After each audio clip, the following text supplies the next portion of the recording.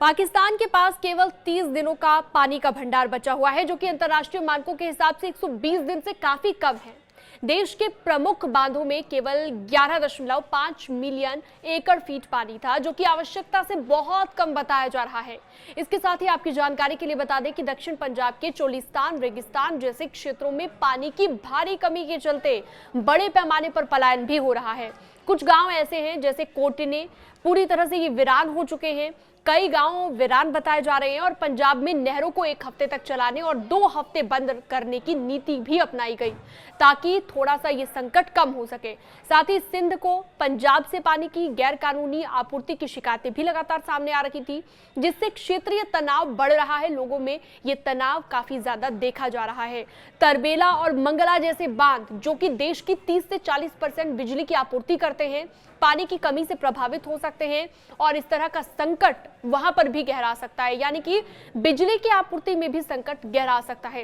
इस तरह की और खबरों के लिए न्यूज़ 18 के साथ आप बने रहिए। न्यूज़ 18 के डिजिटल प्लेटफॉर्म को आप सब्सक्राइब कर सकते हैं। To be honest, we have never been in favor of the Indus Water Treaty.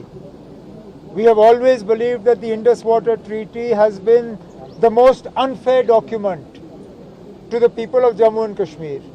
Now, what the medium to long-term implications of this are, that's something we will have to wait to see. वक्त Indus water treaty को suspend कर दिया गया। इसका मतलब यह है कि जो पानी वहां जाता है 80% इन 3 वेस्टर्न रिवर्स का, जो इंडस, सिंधु जिसको बोलते हैं, और चेनाब और झेलम नदी है, और इन तीनों का वहां जाता है पानी, और उससे उनका एग्रीकल्चर, उनका इलेक्ट्रिसिटी, उनका पानी का सारे रिक्वायरमेंट पूरी होती है। तो इससे नेचुरली है कि ओवर टाइम वहाँ के लोगों को इससे समस्याएं होंगी, उनकी एग्रीकल्चर पर असर आएगा, क्योंकि 20-22% पाकिस्तान की सारी जीडीपी एग्रीकल्चर से आती है।